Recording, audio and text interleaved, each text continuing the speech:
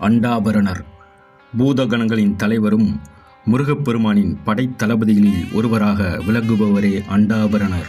இவரை பற்றி தெரிந்து கொள்வதற்கு முன்பாக இதுவரை நமது சேனலை சப்ஸ்கிரைப் செய்யாதவர்கள் செய்து கொண்டு பூதகணம் என்று கமெண்ட் செய்து லைக் பண்ணி ஷேர் செய்து கொள்ளுங்கள்.